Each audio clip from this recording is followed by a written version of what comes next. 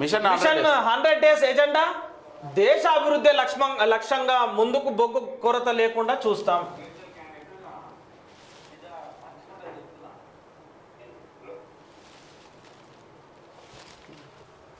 వరంగల్లో విమానాశ్రయం ఏర్పాటుకు కృషి, శాల్వాలకు బదులు నోట్ బుక్స్ తీసుకొని రండి.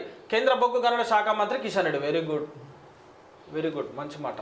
పిల్లలను ఆలోచించాలి. ఇక కాకపోతే ఒక్కనాడు ఉండొద్దు, అది ఎప్పటికీ ఉండాలి.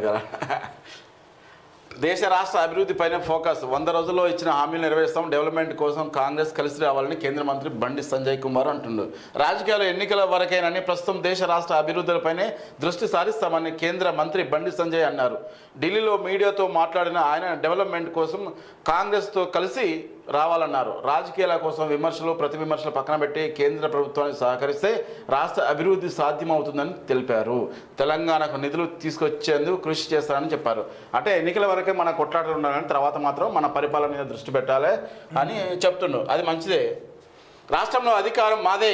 2028 అసెంబ్లీ ఎన్నికల్లో గెలిచి తీరుతాం. రాష్ట్ర అధ్యక్ష పదవిపై హైకమాండ్దే నిర్ణయం. ఢిల్లీలో మల్కాజిగిరి ఎంపీ ఈటల రాజేందర్ అమిత్ షాతో భేటీ. 2-3 రోజుల్లో బిగ్ డిసిషన్.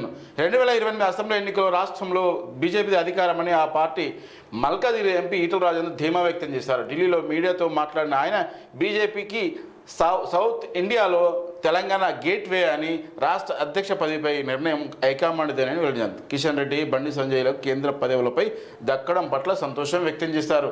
అది మంచిదే. చూద్దాం. ఈయనకి వీళ్ళ వల్ల కొంత బీసీ కలిసి వస్తుంది. బీసీ సెంటిమెంటు, ఆయన ఉద్యమ సారథి కాబట్టి.